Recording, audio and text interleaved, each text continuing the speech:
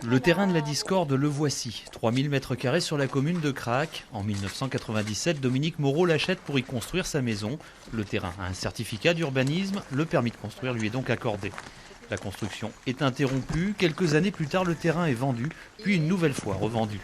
Un nouveau permis de construire est demandé, permis annulé en 2006 pour cause de loi littorale. Les acheteurs se sentent floués et ils décident d'aller en justice. Chaque acheteur a assigné son vendeur et a obtenu gain de cause donc au tribunal civil, et donc le vendeur est condamné à rembourser le montant perçu par son acheteur. En bout de chaîne, Dominique Moreau se retourne contre la commune qui a déclaré le terrain constructible, la mairie qui se défend d'avoir commis une erreur. C'était dans les villages, donc ils étaient légaux, il y a eu à ce moment-là pas mal de constructions dans ces villages. Et dès l'instant qu'on est revenu au terme précis de hameau, là, la loi littorale ne disait pas la même chose, puisque là, l'extension d'urbanisation est strictement interdite. Ce serait donc un problème sémantique pour la mairie. En 1997, Carcado était un village et en 2006, c'était devenu un hameau.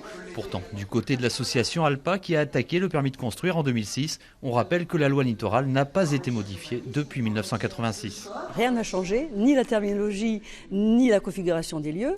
Il se trouve qu'en Bretagne, c'est un territoire qui a été mité, enfin en tout cas qui a été peuplé par beaucoup d'agriculture, parce que c'était quand même un territoire rural.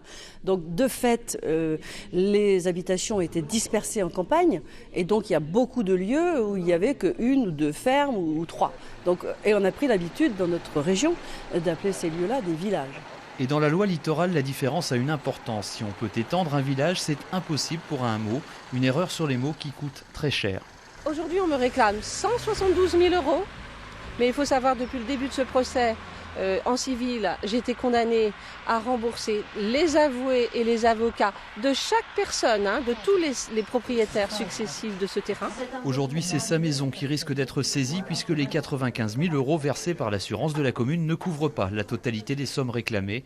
Après 7 ans de procédure, Dominique Moreau est à bout. Si justice ne m'est pas faite, ou on ne me vient pas en aide en urgence, et que je suis condamnée le 17 mars 2014, exécution de la décision de justice, il y a le feu dans ma maison. Pourquoi ? Je ne donnerai pas ma maison pour répondre aux erreurs administratives. En attendant, elle continue à payer chaque mois pour des fautes qu'elle n'a pas commises.